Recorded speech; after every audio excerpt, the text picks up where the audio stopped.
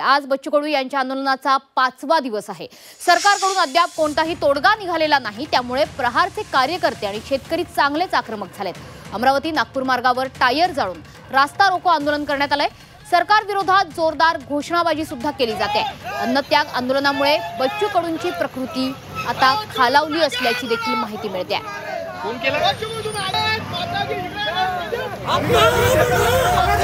आंदोलन शांततेच्या मार्गाने सुरू होतं, परंतु अजूनही प्रशासनाने दखल घेतली नाही।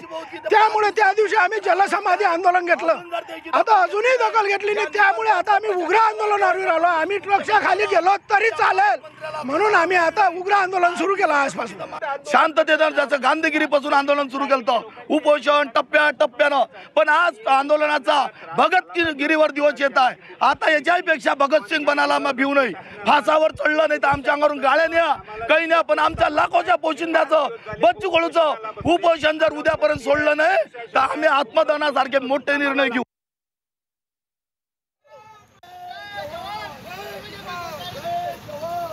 तर बच्चू कडू यांच्या नेमक्या मागण्या काय आहेत ते आपण बघतोय ग्राफिक्सच्या माध्यमातून।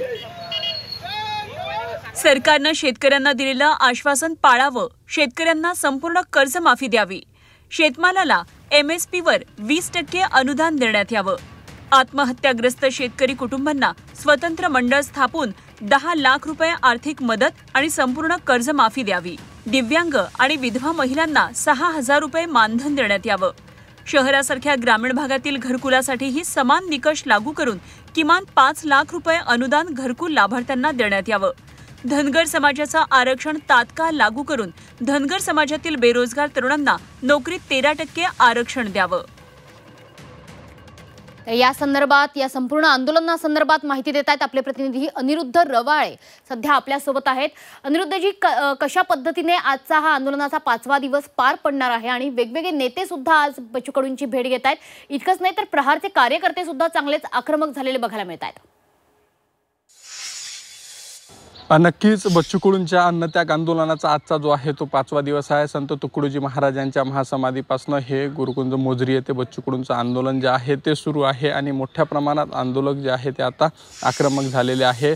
सध्या जर पाहिलं तर सध्या बच्चू कडू यांच्या आंदोलनस्थळी काल मनोज जरांगे पाटील यांनी जी आहे ती भेट दिली होती, मात्र आज जर पाहिलं तर आज OBC नेते लक्ष्मण हाके हे आंदोलनस्थळी येणार आहे। त्यानंतर रोहित पवार हे सुद्धा हे आंदोलनस्थळी जे आहे ते येणार आहेत आणि यानंतर जर पाहिलं तर छत्रपती संभाजीराजे हे देखील ही आंदोलनस्थळी जे आहे ते येणार आहेत आणि शेतकरी नेते राजू शेट्टी हे देखील आज आंदोलनस्थळी येऊन या आंदोलनाला जो आहे तो पाठिंबा देणार आहे। त्यामुळं मोठ्या प्रमाणात हे आंदोलन जे आहे ते आता सर्व स्तरातून बच्चू कडूंच्या आंदोलनाला पाठिंबा मिळताना इथं पाहायला मिळत आहे। आज सकाळी जर पाहिलं तर कार्यकर्ते मोठ्या प्रमाणात आक्रमक झालेले आहेत आणि कार्यकर्त्यांनी सकाळी जे आहे ती जाळपोळ सुरू केलेली आहे। अमरावतीच्या टोल नाक्यावर, नांदगाव पेठच्या टोल नाक्यावर जी आहे ती ही प्रहारच्या कार्यकर्त्यांनी चक्काजाम आंदोलन केलेलं आहे। रस्त्यावर जे आहे ते टायर जाळून जाळपोळ केलेली आहे आणि मोठ्या प्रमाणात आंदोलन जे आहे ते आता उग्र स्वरूप जे आहे ते धारण करत असल्याचं पाहायला मिळत आहे। काल देखील महाराष्ट्रासह अनेक ठिकाणी आंदोलनं जी आहे ती झाली होती आणि आज देखील जिल्ह्यासह राज्यभर आंदोलनाचा इशारा प्रहारच्या वतीनं देण्यात आलेला आहे। काही कार्यकर्ते जे आहेत ते आता आजपासनं आंदोलन स्थळावर जे आहे ते जवळजवळ 60 पेक्षा अधिक कार्यकर्ते जे आहेत ते उपोषणाला बसलेले आहे। मात्र बच्चू कडूंच्या मागण्या मान्य झाल्या नाही तर पाणी देखील न पिण्याचा काही कार्यकर्त्यांनी जो आहे तो आता उपोषणकर्त्यांनी निर्णय घेतला आहे। त्यामुळं बच्चू कडूंचं हे आंदोलन नेमकं आणखी कोण्या दिशेनं जातं हे पाहणं खऱ्या अर्थानं औत्सुक्याचं ठरणार आहे।